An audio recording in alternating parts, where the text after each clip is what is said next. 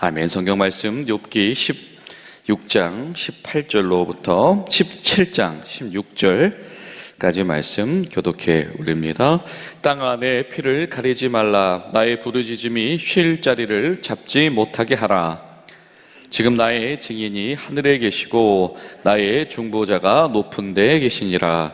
나의 친구는 나를 조롱하고 내 눈은 하나님을 향하여 눈물을 흘리니 가 하나님 사이에 인자와 그 이웃 사이에 중재하시기를 원하노니 수년이 지나면 나는 돌아오지 못할 길로 갈 것임이라. 나의 기운이 쇠하였으며 나의 날이 다하였고 무덤이 나를 위하여 준비되었구나. 나를 조롱하던 자들이 나와 함께 있으므로 내 눈이 그들의 충동함을 항상 보는구나. 청하건대 나에게 담보물을 주소서. 나의 손을 잡아줄 자가 누구오리까? 주께서 그들의 마음을 가리어 깨닫지 못하게 하셨사오니 그들을 높이지 마소서. 보상을 얻으려고 친구를 비난하는 자는 그의 자손들의 눈이 멀게 되리라. 하나님이 나를 백성의 속담거리가 되게 하시니 그들이 내 얼굴에 침을 뱉는구나. 내 눈은 근심 때문에 어두워지고 나의 온 지체는 그림자 같구나. 정직한 자는 이로 말미암아 놀라고 죄 없는 자는 경건하지 못한 자 때문에 분을 내나니 그러므로 의인은 그 길을 꾸준히 가고 손이 깨끗한 자는 점점 힘을 얻느니라. 너희는 모두 다시 올지니라. 내가 너희 중에서 지혜자를 찾을 수 없느니라. 나의 날이 지나갔고 내 계획, 내 마음의 소원이 다 끊어졌구나. 그들은 밤으로 낮을 삼고 빛 앞에서 어둠이 가깝다 하는구나. 내가 수월이 내 집이 되기를 희망하며 내 침상을 흑암에 펴놓음에 무덤에게 너는 내 아버지라 구더기에게 너는 내 어머니 내 자매라 할지라도 나의 희망이 어디에 있으며 나의 희망을 누가 보겠느냐. 우리가 흙 속에서 쉴 때에는 희망이 수월의 문으로 내려갈 뿐이니라. 아멘.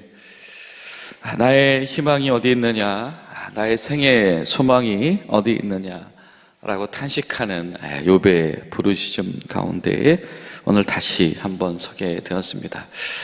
욥이 이 공개적으로 자신에 대한 이 탄식을 하기 시작을 했지요.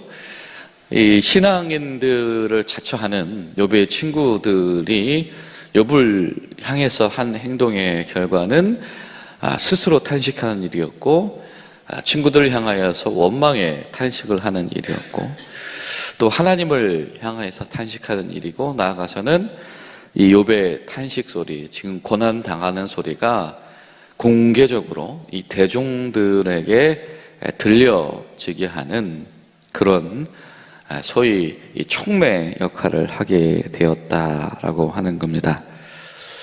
하나님 앞에서 의롭게 살기 위해서 최선을 다하는 한 사람의 탄식이 여기저기 울려 퍼지게 되어졌고 이제 모르는 이가 없게 되어졌다라고 하는 것. 여러분 어떠십니까? 때로는 누군가가 이 겪게 되어지는 이 고난의 깊이가, 강도가 너무나도 강렬하여져서 그 소식들을 모르는 바가 없게 되어지고, 그리고 그 고난에 임하게 되어진 것에 관한 평가가 때로는 조롱이 되고 때로는 수군거림이 되어져서 모르는 이가 없게 되어지고, 그리고 그 고난 가운데서 당사자가 얼마나 괴로워하고 있는지가 모르는 이가 없게 되어진다. 아마 이것은 육체적으로 뿐만이 아니고 정신적으로, 영적으로 엄청나게 이중 삼중으로 시달리게 되고 고통을 겪게 되는 일일 겁니다. 오늘 말씀 속에서 욥은 바로 그런 이들의 모습을 보여줍니다. 내 이야기 다 알 텐데, 내 이야기를 아는 정도가 아니라 이 일 당해서 내 상태가 어떤지 사람들이 알 텐데.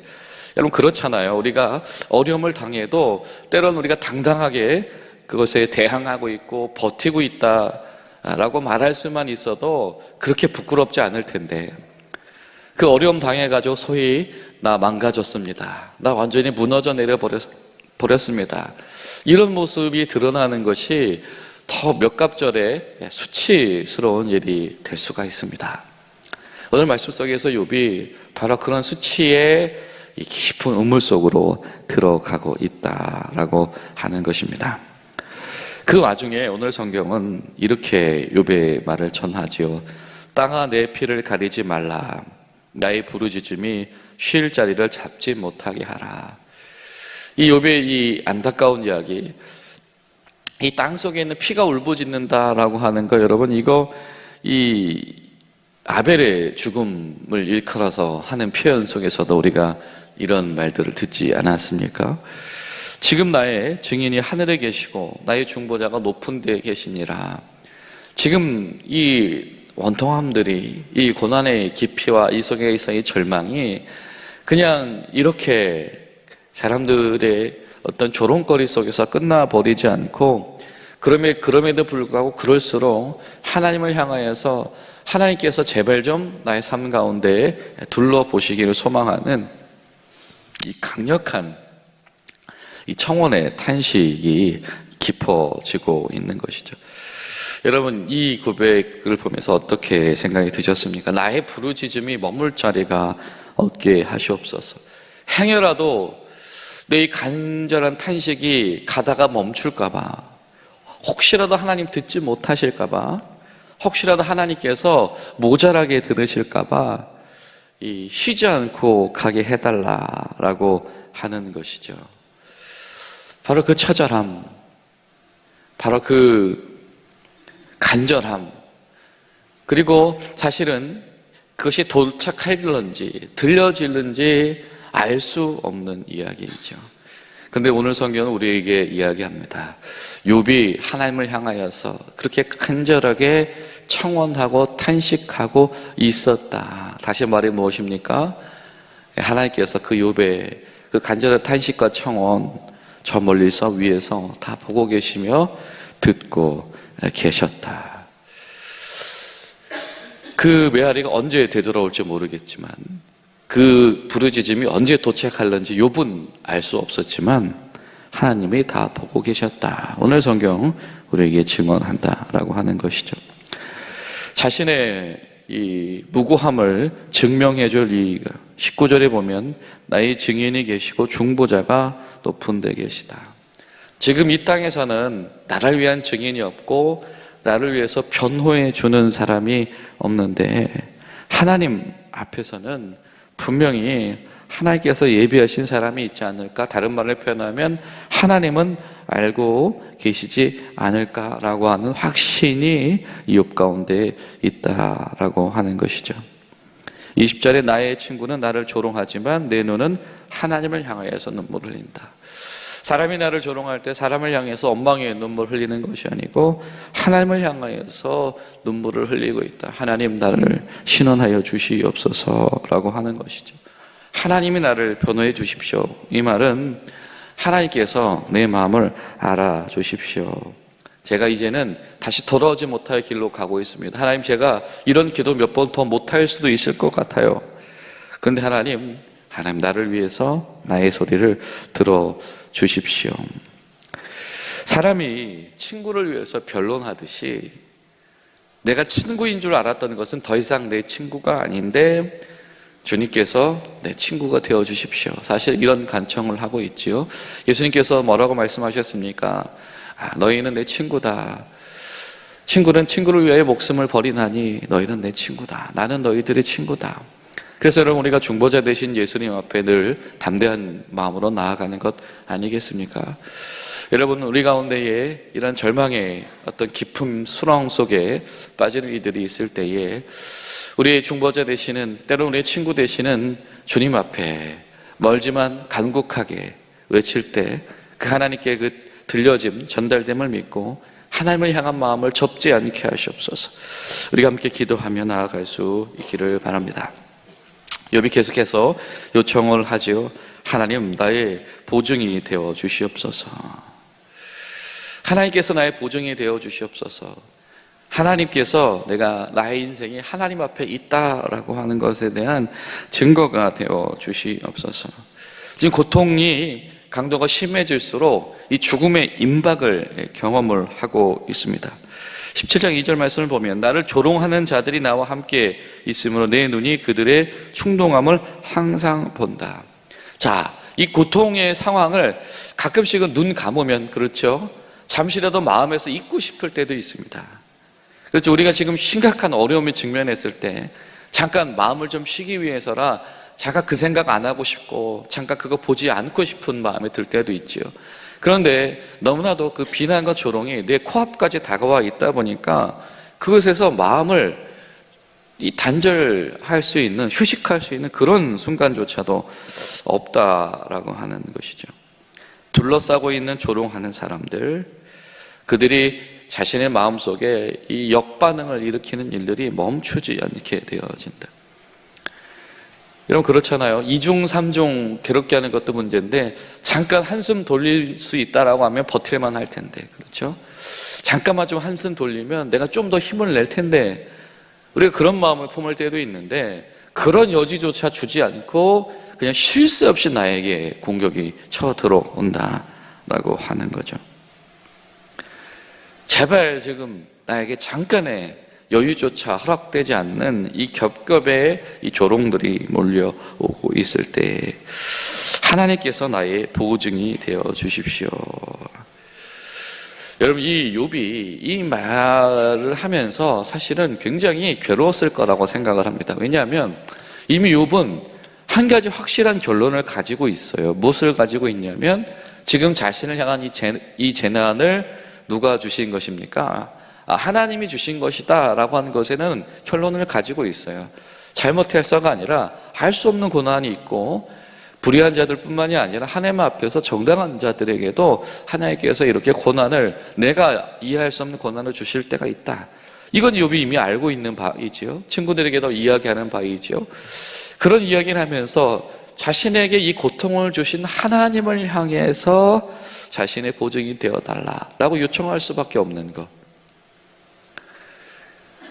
하나님 앞에서 이 일이 벌어지고 있는데 그런데 나의 소망은 하나님밖에 없습니다라고 말하는 것, 이게 가능한 일이겠는가라고 하는 것이죠. 그런데 욥기는 우리에게 말합니다. 때로는 그런 지혜와 믿음을 성경이 우리에게 요구하실 때가 있다. 하나님께서 자신으로 하여금 영광의 길로 가지 못하게 하셨다. 하나님께서 욥 나를 지금 수욕과 치욕의 길로 가게 하셨다. 하지만 그럼에도 하나님만이 나의 보증이 되어 주시길 원하고, 그럼에도 불구하고 나에게는 하나님이 나에게 보증이십니다.